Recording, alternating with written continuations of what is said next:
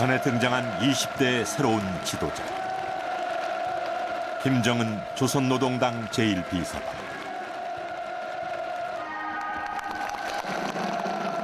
할아버지인 김일성 주석으로부터 아버지 김정일 국방위원장에게로, 그리고 또다시 아버지에게서 아들로. 사회주의 국가에서는 그 전례를 찾아볼 수 없는 3대에 걸친 권력 세습이다. 베일에 쌓인 권력의 내막에 다가서기 위해 제작진은 세계 여러 나라에서 취재를 시작했다.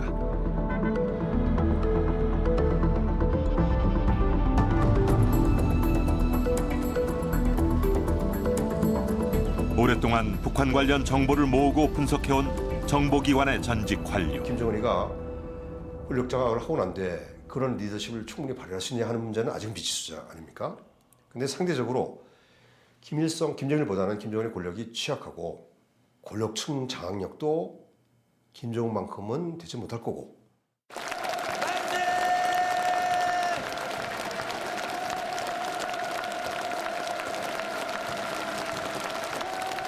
지금까지 실무를 경험한 적이 거의 없는 이 젊은 지도자는 어떻게 권력의 기반을 다지려 하고 있을까? 북한 권력의 핵심에 가까운 전직 고위 관료들에게도 다양한 경로를 통해 접촉을 시도했다. 그들에게 지금껏 밝혀지지 않았던 북한 권력 내부의 생생한 이야기를 들어본다. 이 김정일이가 가장 애용하는 별장입니다. 가족 회의가 있었던 걸로 알고 있어요. 누굴 후계자로 하는가 이 문제였어요. 이런 철없는 어린애한테 어떻게 이 나라의 운명을 맡기냐고 후계자가 김정은이가 되면 안 된다고 강하게 반대를 했어요. 김정일이 후계자 문제로 고민을 많이 했습니다.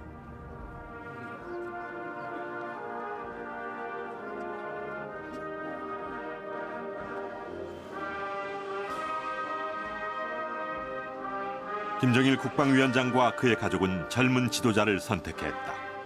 그렇다면 그 권력은 어떻게 승계되었을까?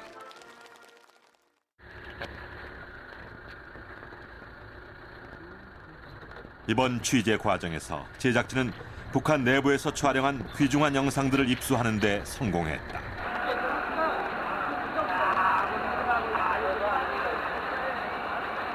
이 영상 속에는 군 시설 등을 비롯해 경비가 삼엄한 기밀 시설들의 내부가 고스란히 담겨 있다.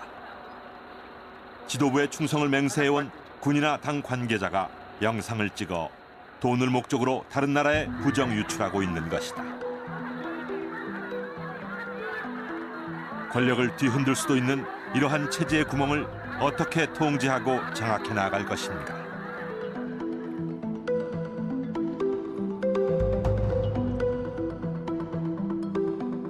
김정일 국방위원장과 친분이 깊었던 러시아의 한 전직 정부 고관은 이 문제에 대해 이렇게 말한다. Для него самое главное сейчас это убедиться в искренности и в работоспособности. 2,400만 국민을 통솔하게 된 젊은 지도자 김정은. 북한의 권력 내부에서는 지금 무슨 일이 일어나고 있을까? 귀중한 증언과 영상을 통해 알아보고자 한다.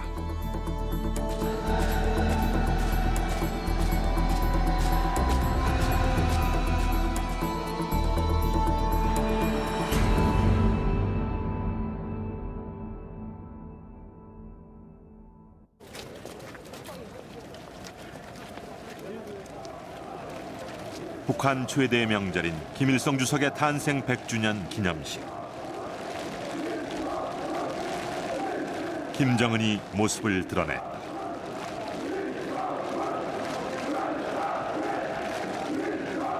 이날 그는 공식 숙상에서 처음으로 약 20여 분에 걸쳐 육성으로 연설을 했다. 위대한 수령님의 후손답게, 위대한 장군님의 전사 제자답게 한마음 한뜻으로 굳게 뭉쳐 힘차게 싸워 나갑시다.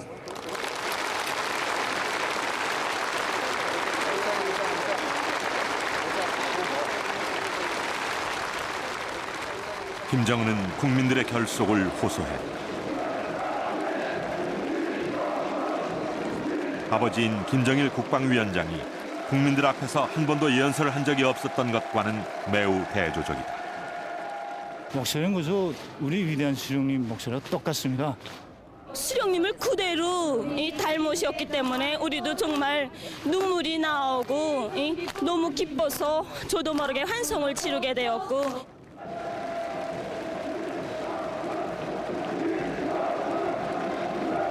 이날 북한 주민들은 그의 모습에서 할아버지인 김일성 주석의 모습을 떠올리고 있었다.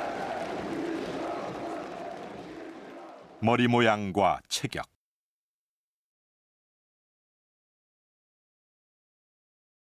걸음걸이와 손을 드는 방법,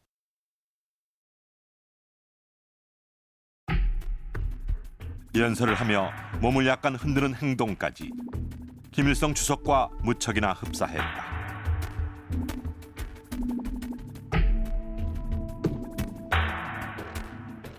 이것은 하나의 전략이었다.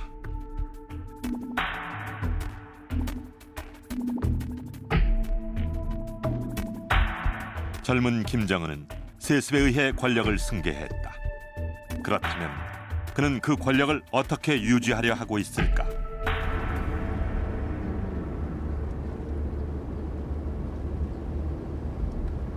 한국은 전 세계에서 북한에 대한 정보가 가장 많은 곳이다. 이곳은 한국의 정보기관인 국가정보원.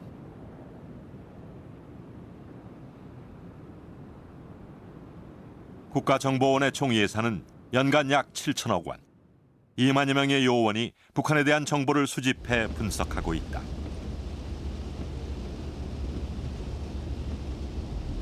국가정보원에서 북한 정보 분석 부분 최고직을 지낸 전문가가 취재에 응해주었다. 바로 한기범 씨다.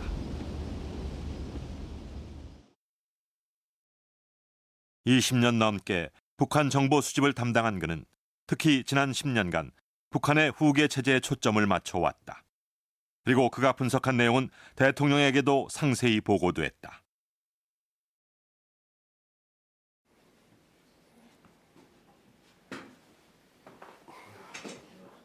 한기범 씨가 텔레비전 인터뷰에 응한 것은 이번이 처음이다. 김정은이가 권력 장악을 하고 난 뒤에 그런 리더십을 충분히 발휘할 수 있냐 하는 문제는 아직은 미지수자 아닙니까?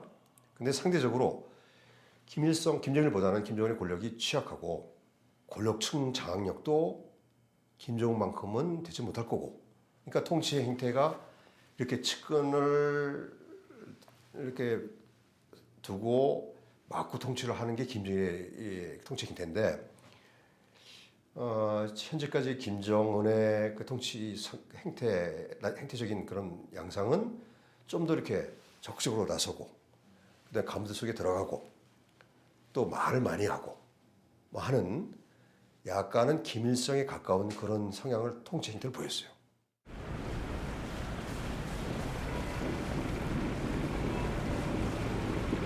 아버지가 아닌 할아버지의 스타일을 모방하려는 그의 진위는 무엇일까? 제작진은 다시금 북한의 전직 고위 관료에게 접촉을 시도했다. 김일성 주석 시절부터 권력의 핵심에 가까웠고 조선노동당 선전 활동에도 관계했던 인물이다. 1년여의 노력 끝에 드디어 그를 만날 수 있었다.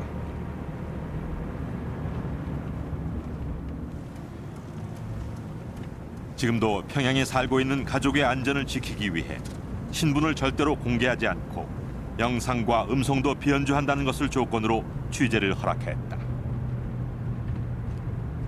북한 인민들한테다가 김일성이 살아 돌아온 환상한 듯한 그런 착각을 줘서 일단 후계자로서의 이제 김정은 체제에 대한 지지를 끌어내겠다, 국민들의 지지를 이끌어내겠다, 그런 거죠.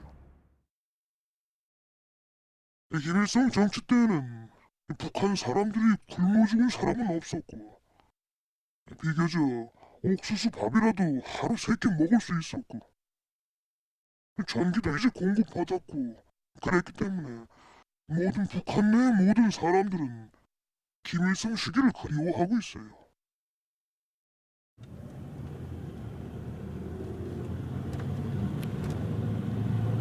이 북한의 전직 관료는 김정은이 김일성 주석과 비슷하게 보이기 위해 훈련을 받았다고 했다. 김일성을 촬영한 필름이 있다고. 그걸 보면서 김일성이 어떻게 걸었는지, 걸음걸이, 그리고 말, 그리고 이제 말하는 속도, 어조까지 모든 걸 훈련한 거예요. 안 하겠다고 그랬지요. 20대 젊은 사람이 그렇게 머리 자를 사람이 있겠어요? 일주일 동안 설득을 했다고. 옆에서 장성택이랑 다른 간부들이 선전선동부 간부들이 설득을 해서 머리를 잘랐다고. 그렇게 얘기를 들었습니다. 북한이 아무리 독재 사회라 그래도 어떤 국가든 국가가 유지되려면 국민의 지지가 있어야 해요. 자발적인 동의.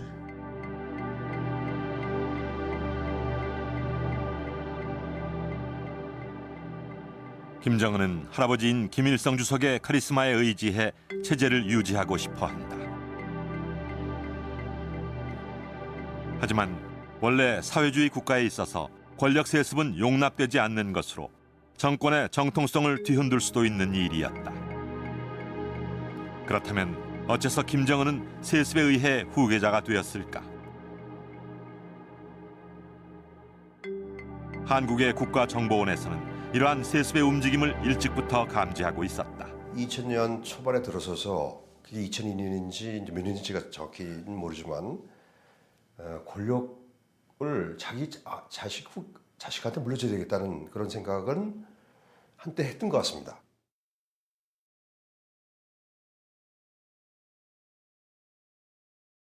한기범 씨는 북한에서 진행된 어느 독특한 운동에 주목했다. 이것은 국가정보원이 입수한 북한의 군 내부 자료들이다.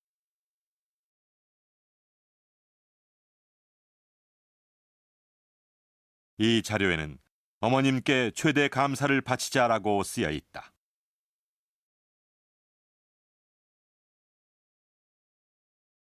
김정일 국방위원장의 부인을 평양의 어머니라고 부르며 신격화하려는 운동이었다. 평양 어머니라는 것을 자꾸만 이렇게 적극적으로 선전해서 그때 이제 후기 기반을 서둘러는 건지 고영이를 우상화시켰다는 거는 그러니까 고영이 소생의 아들이 후계자가 될 거라는 것을 시사하는 겁니다. 예, 그거는 뭐 저도 같은 의견인데 그렇다고 해서 김정일 국방위원장에게는 최소한 4명의 아내가 있었던 것으로 알려져 있다. 두 번째 부인인 성혜림은 장남인 김정남의 어머니다. 그리고 김정일 국방위원장의 4번째 부인인 고영희가 있다.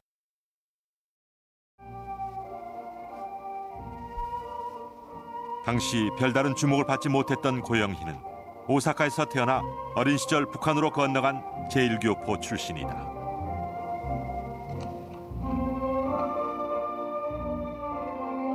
무용수로 활약하던 시절 김정일 국방위원장을 만나 그의 눈에 들게 됐다고 한다. 한기범 씨는 평양의 어머니가 바로 고영희라고 판단했다. 김정일의 그 처 가운데 김정일이 가장 비교적 오랫동안 살았고 상대적으로 이렇게 좋아했던 게 이제 고영희로 보여지기 때문에 고영희의 역할이 뭐 전혀 없었다라고는 보기 어렵겠죠. 거의 알려지진 않았지만 김정일 국방위원장과 고영희 사이에는 3명의 자녀가 있다. 차남 김정철, 삼남 김정은, 그리고 딸인 김여정이다. 이들 3 자녀 중 그가 누구를 후계자로 선택하려 하고 있었는지는 정보가 너무 부족해서 북한 전문가도 알아낼 수가 없었다.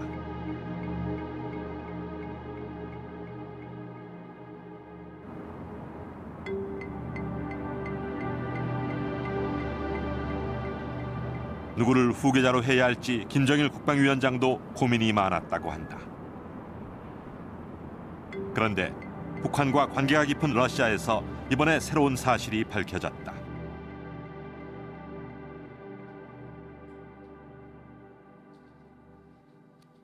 김정일 국방위원장이 당시의 생각을 내비친 사람이 있었다. 김정일 국방위원장과 친분이 매우 깊었던 외국인 중 한 사람인 콘스탄틴 폴리코프스키 씨가 바로 그 인물이다.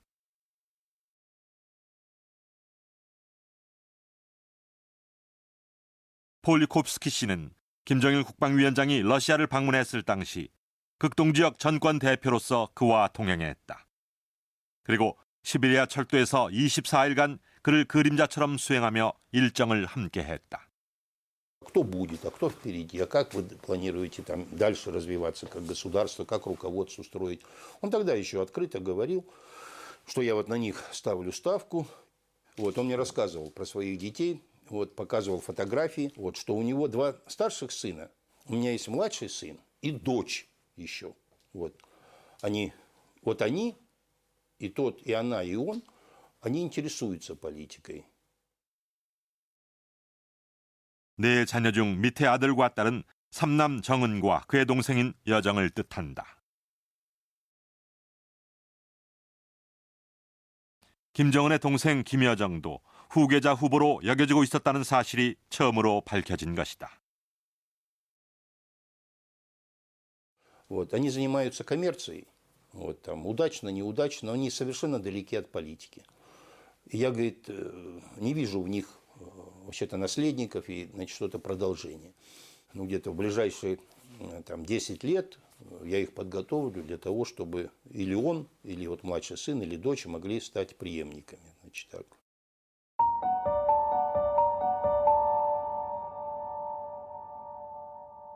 하지만 그 뒤로 김정일 국방위원장의 후계자 선정을 둘러싼 정보가 단절되고 말았다.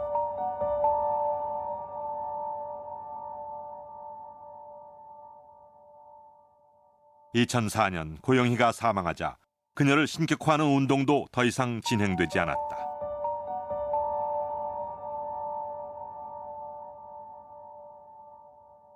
어째서 세습 절차가 중단된 것일까? 북한의 후계자 선택 문제를 줄곧 분석해온 전문가에게 그 이유를 물어보았다.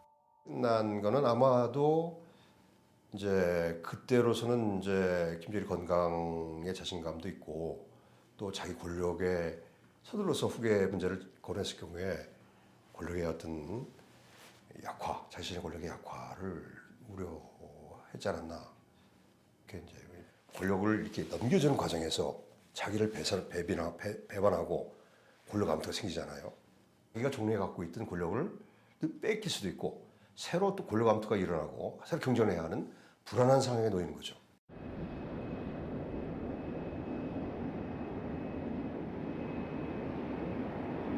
김정일 국방위원장은 후계자 결정을 뒤로 미루었다. 당시의 상황을 잘 아는 북한의 전직 고위 관료와 드디어 연락이 닿았다.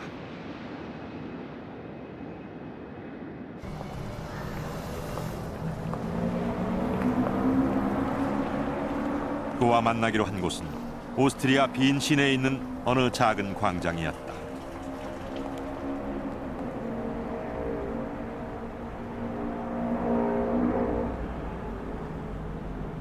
전직 고위 관료인 그는 아직까지도 북한 지도부와 선이 닿는다고 했다.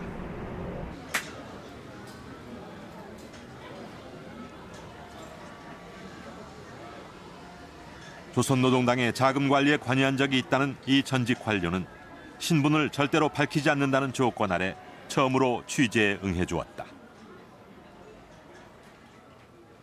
사람은 죽는 것이 제일 두렵거든요. 다른 독재자들처럼 죽을 수도 있으니까요.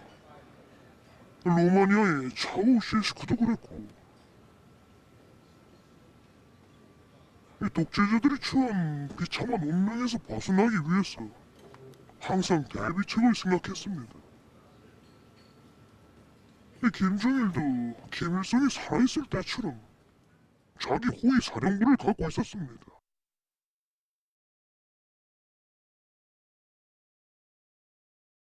김정일 국방위원장이 어디를 가든 그림자처럼 따르며 경호하는 군인들이 있다.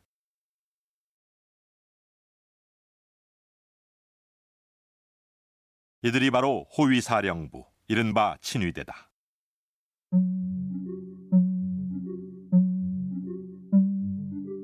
김정일 국방위원장은 자신의 안전을 지키는 일에 신경을 많이 썼다. 그럼으로써 절대적인 권력자로서의 지위를 계속해서 유지하고 있었다.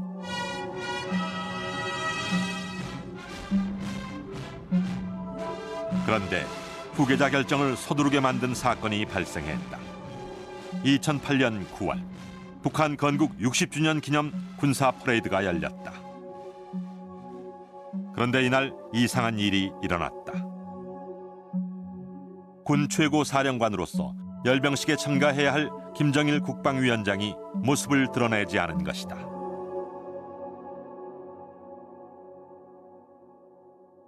당시 프랑스 의사 한 명이 평양을 방문했다. 신경외과 전문의인 프랑스와 자비엘루 박사다. Et si possible venir à Pyongyang. Quand je suis allé en Corée du Nord en 2008, ils m'ont dit on a bien réfléchi, il faut que vous voyiez le malade, c'est notre chef d'État.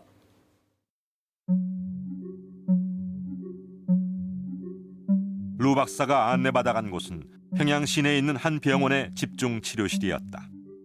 당시에 긴박했던 상황을 재현해보자. Oui, il était tout seul comme malade dans la chambre. Oui, il était en état grave. Toute évidence, les gens qui étaient là étaient très inquiets. Ils avaient raison d'ailleurs. Mais oui, on sentait bien que c'était quand même une concentration d'inquiétude. 루 박사는 아버지의 곁을 지키는 두 자녀의 모습을 목격했다. J'ai croisé régulièrement son fils Kim Jong-un et sa fille, dont je ne connais pas le nom, mais que je voyais très régulièrement. Bon, il avait l'air soucieux, oui, c'est clair. Il avait l'attitude d'un enfant qui est préoccupé par la santé de son père. Je pense qu'il était plus mince qu'il n'est maintenant sur les photos. Je pense qu'il a dû grossir un petit peu au cours des dernières années. Il faisait petit jeune homme bien poli, discret, et mince. 정은과 여정 남매는 뇌졸중으로 쓰러진 아버지의 곁을 지켰다. 루 박사에 따르면 다른 자녀들의 모습은 한 번도 보지 못했다고 한다.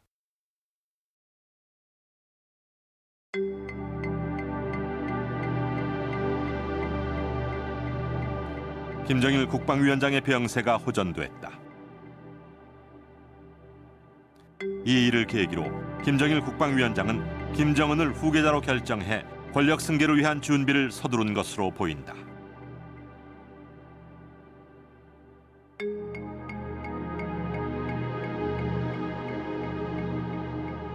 김정일 국방위원장은 원래 시간을 들여 후계자를 키울 생각이었다. 하지만 그의 계획은 크게 어긋나고 말았다. 그렇다면 그 후로 권력은 어떻게 승계되었을까? 빈에서 만난 북한의 전직 고위 관료로부터 당시의 상황을 자세히 들을 수 있었다.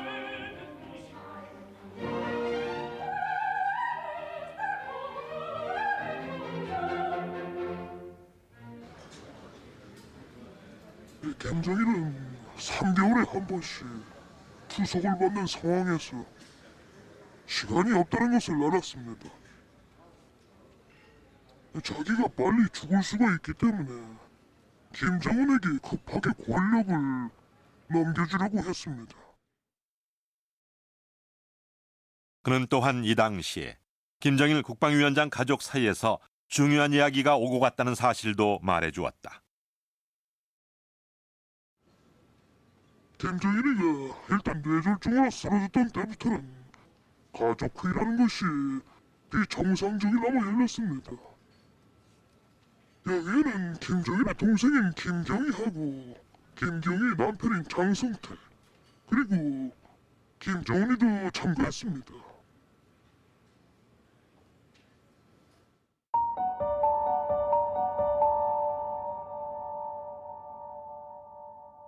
이 가족 회의에서는 대체 어떤 이야기가 오갔을까?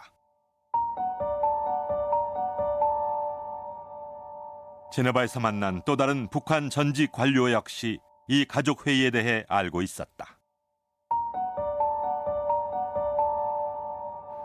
그 사건이 바깥으로 흘러나온 건 노동당 중앙위원회 간부들을 통해 가지고 아는 사람이 비교적 좀 있어요, 평양에서. 가족 회의의 주요 안건이 이제 김정일이 쓰러지고 나서 누굴 후계자로 하는가 이 문제였어요. 2008년 8월 말 아니면 9월 초 그 정도에 가족 회의가 있었던 걸로 알고 있어요. 이게 김정일이 가장 애용하는 별장입니다.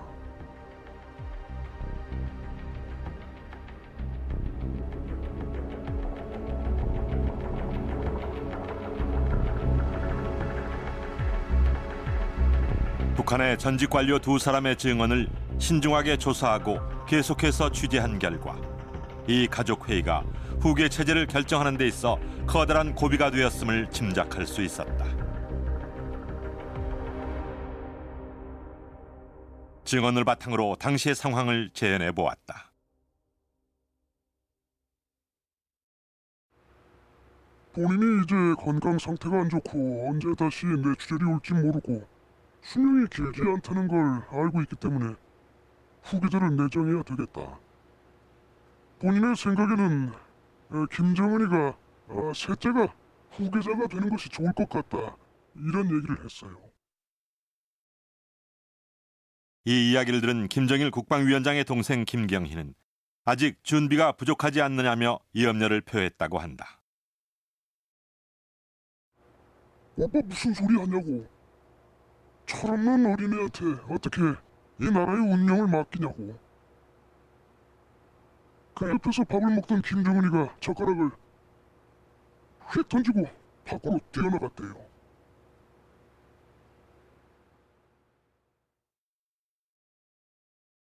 김정일 국방위원장은 괴로운 표정으로 동생을 설득했다고 한다.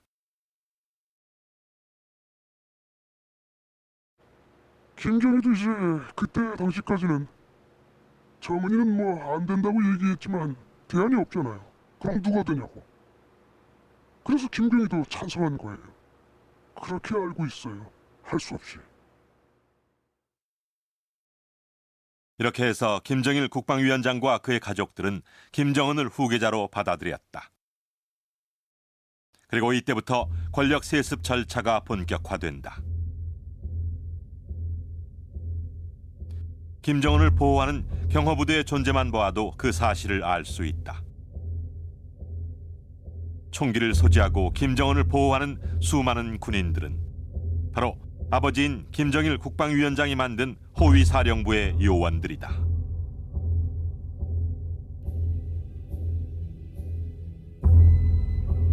호위사령부가 경호를 맡는다는 것은 절대적인 권력자가 된 증거라고 말할 수 있다.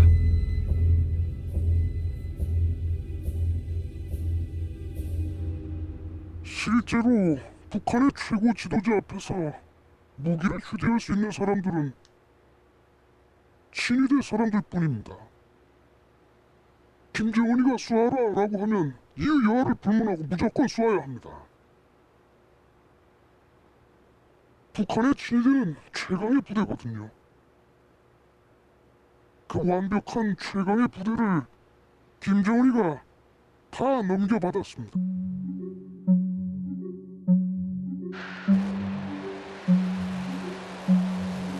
또한 김정은의 업적을 만드는 일도 시작됐다.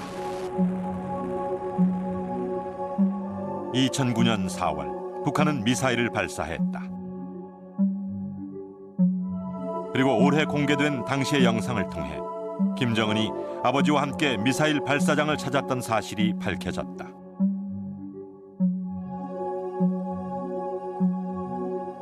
위대한 장군님께서는 우리의 인공지구 위성 발사가 성과적으로 진행됐다고 하시면서 이번에 인공지구 위성을 여격하겠다던 적들의 작동에 반타격을 가한 것이 우리 김 대장이라고.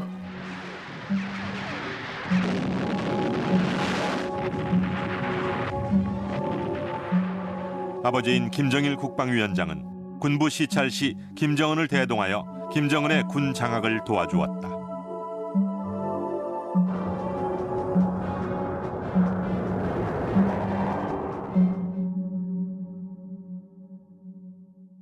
이 무렵 상황이 급변하게 된다. 김정일 국방위원장이 돌연 사망했기 때문이다. 권력 승계를 위한 준비를 시작한 지 얼마 되지 않았던 시점이다. 장례식의 모습이다. 가족들이 김정은의 뒤를 따르고 있다. 김정일 국방위원장의 여동생인 김경희, 김경희의 남편인 장성택, 그리고 김정은 뒤로 여동생인 김여정의 모습도 보인다.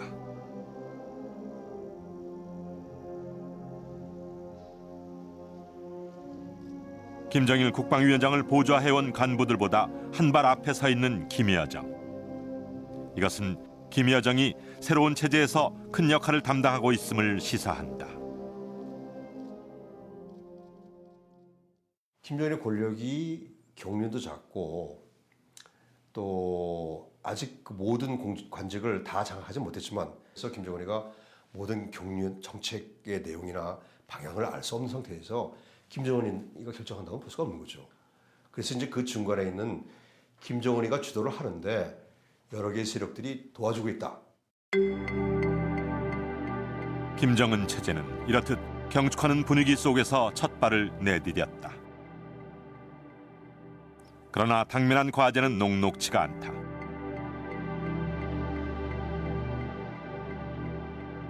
심각한 경제난을 어떻게 해결하고 체제의 혼란을 어떻게 안정시킬 것이냐가 관건이다.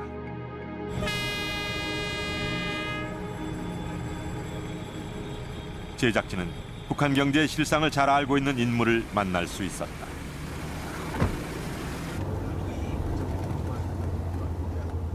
정부 예산 편성에 관여했었던 경제 담당 고위 관료 출신이다. 수년 전 망명한 후로도 북한 지도부에 있는 지인으로부터 정보를 얻고 있다고 한다.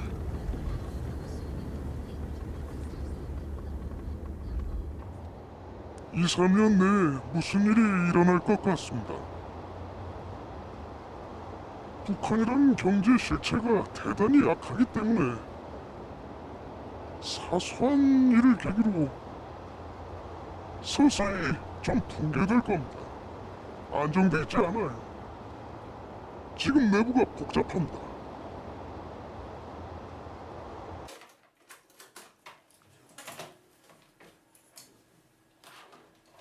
제작진은 취재 과정에서 당과 군의 관계자들이 촬영했다고 하는 영상을 입수할 수 있었다.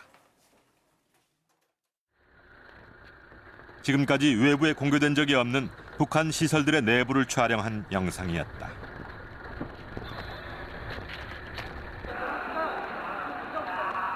이곳은 군의 창고다. 삼엄한 경비 때문에 군 관계자 외에는 출입할 수 없는 곳이라고 한다.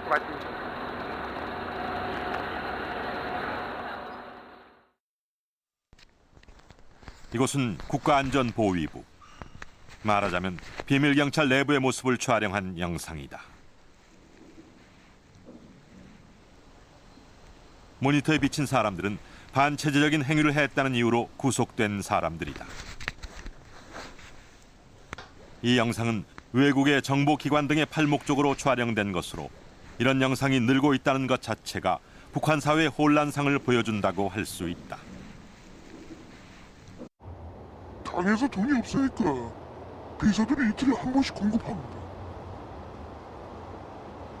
과장들은 일주일에 한 번 공급하고 공급 체계까지 무너졌어요. 북한이 지금 제일 걸리는 게 경제예요. 문제는 경제입니다. 경제가 회생되지 않으면 그럼 들고 일어날 수 있습니다.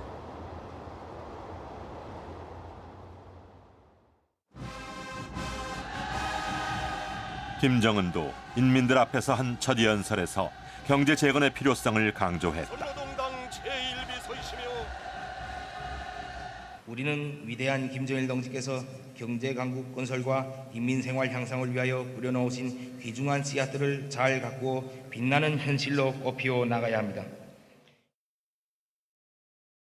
그러나 북한 사회가 안고 있는 딜레마가 경제 재건을 어렵게 만들고 있다.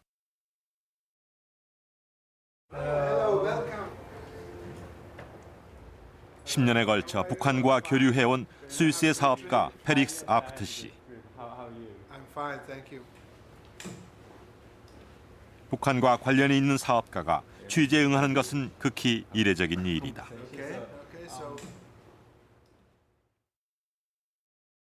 그는 2002년 평양에 진출하여 북한 기업과 함께 최신 약품을 제조해 판매해 왔다.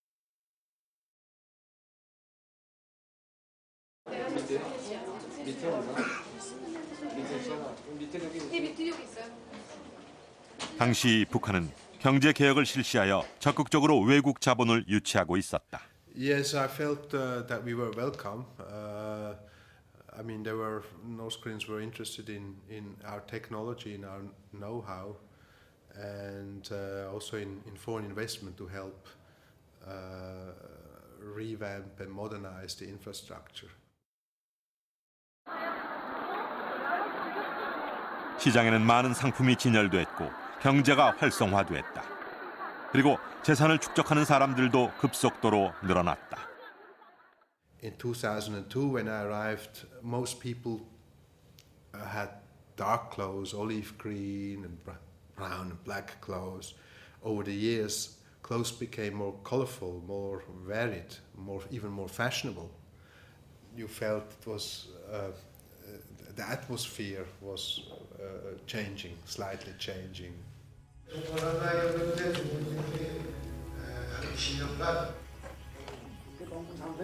경제 재건을 위해 북한은 2000년 초부터 개혁을 실시했다.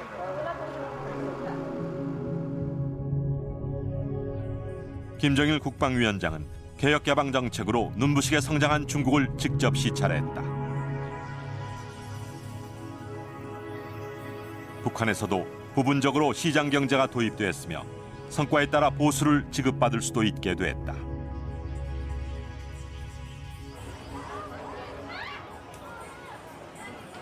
또한 적대시하던 한국에도 시찰단을 파견했다. 한국과의 격차를 인정하고 경제 발전에 도움을 얻기 위한 이례적인 조치였다.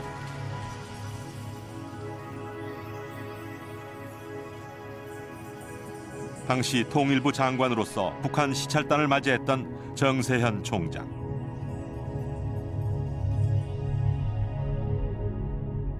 개혁을 향한 북한의 열의를 느낄 수 있었다고 한다.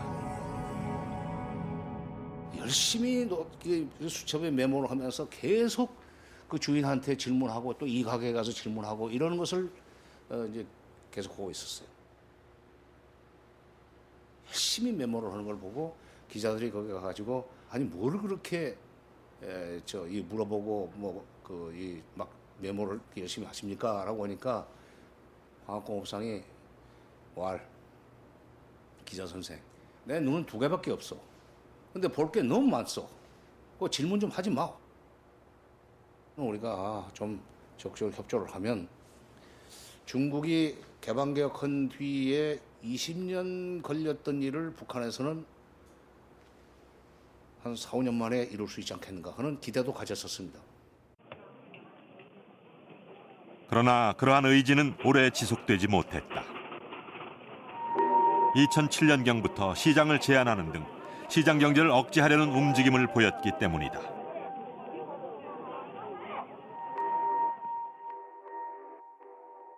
아프트 씨도 그 변화를 직접 목격했다. The Chinese who set up a pharmacy at the entrance of a hospital, someday their pharmacy was closed. I reduced visits to hospitals, for example. 북한은 통제를 더욱 강화했다. 그리고 2009년 돌연 화폐 단위 절하를 단행한다. 하지만 자산의 일부만 새 화폐로 교환하는 것은 인정하지 않았기 때문에 화폐 교환은 사실상 자산 몰수를 의미했다. 그 결과 북한 경제는 대혼란에 빠지게 된다. A slight backward trend, and which culminated in with a so-called currency reform in 2009. But that currency reform was not successful. The government thought that was the time to reintroduce the public distribution system. To strengthen the socialist system. 북한이 이렇듯 통제를 강화한 것은 경제개혁이 뜻하지 않은 부산물을 가져왔기 때문이었다.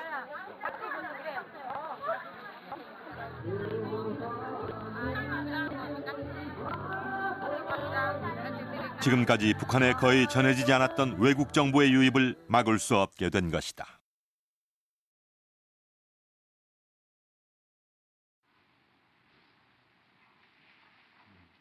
이번에 제작진이 입수한 영상에는 가정에서 열심히 컴퓨터를 보고 있는 주민들의 모습이 담겨 있다.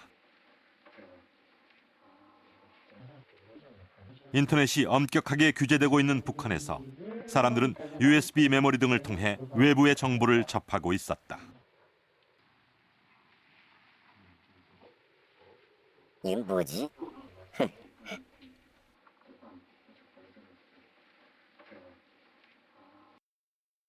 이들이 보고 있는 것은 세계 각국의 민주화에 대해 설명한 자료로 한국에서 유입된 것이다.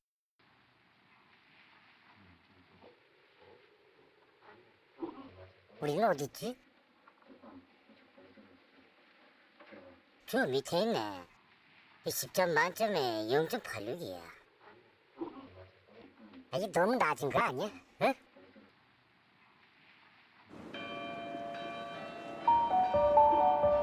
북한 주민들에게 체제에 대한 의구심을 갖게 할 수도 있는 외국 정보의 유입. 제네바에서 만난 북한의 한 전직 고위 관료는 이러한 상황이 큰 위협이 될 것이라고 말한다.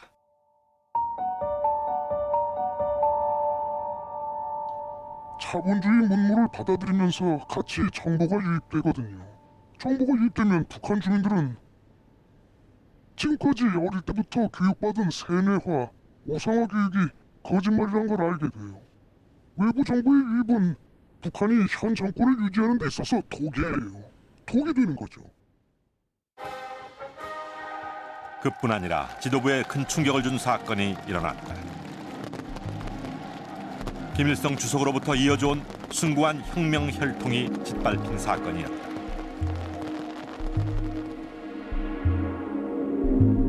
백두산은 북한 혁명의 성지로 여겨진다. 산기슭의 숲에는 김일성을 칭송하는 글귀가 새겨져 있는 나무들이 있다. 이 나무들은 구호목이라고 불리며 신성한 나무로 숭배되고 있다.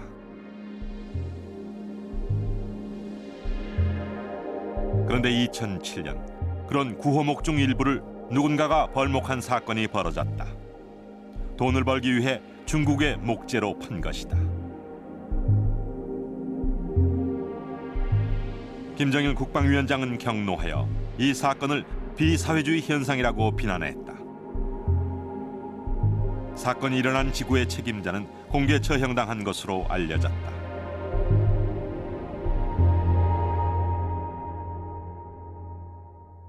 한기범 씨는 이 사건이 북한이 개혁에서 다시 통제 강화로 돌아서는 전환점이 됐다고 생각한다. 결국 그 사람들이 충성을 하는 것은 지도자가 아니고 시장인 거죠. 시장에 대한 충성으로 이제 옮겨갔습니다. 하여튼 국가의 어떤 혁명 전통이나 혹은 그 수령님에 대한 충성이나 혹은 뭐 이런 것들을 굉장히 중시하는 그런 분위기가 돈벌이를 이렇게 장려하는 과정에서 약화돼가지고 결국은 충성심, 자기 권력에 대한 도전으로 이렇게 번질 수 있다라고 생각한 거죠. 그러나 통제를 강화해도 주민들의 충성심을 지도부로 돌려놓는 일은 쉽지 않았다.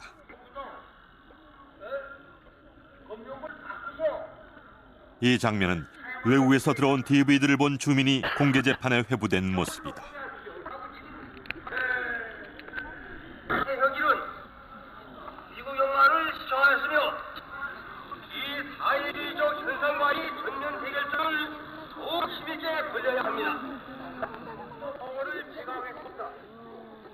강력한 조치를 취했지만 외국 정보를 원하는 사람들의 욕구는 사라지지 않았다.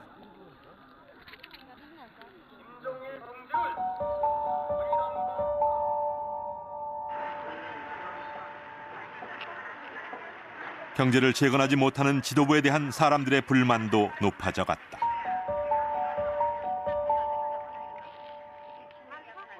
(2011년) 여름 평양의 암시장을 촬영한 영상이다. 사람들은 금지되어 있음에도 불구하고 살아남기 위해 감시의 눈을 피해 노상에서 물건을 팔고 있다.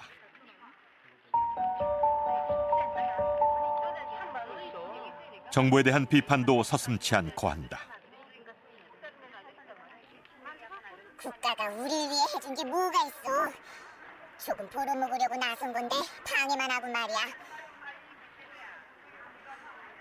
그냥 벌어먹게 놔두지.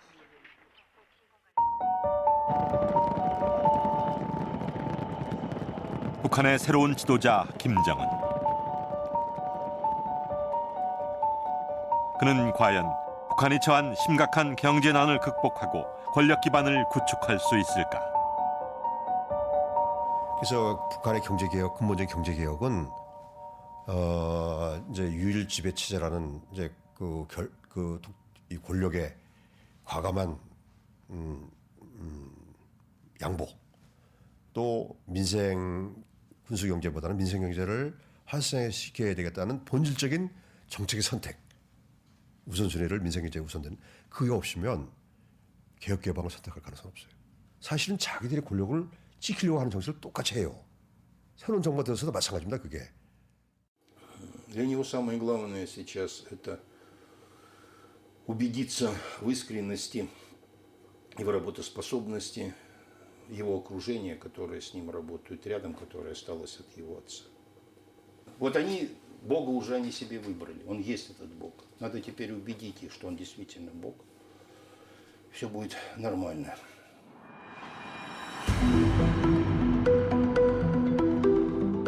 (3대) 세습이라는 전례를 찾아볼 수 없는 형태로 권력이 승계된 북한. 북한에 등장한 새로운 젊은 지도자의 힘을 세계는 주목하고 있다.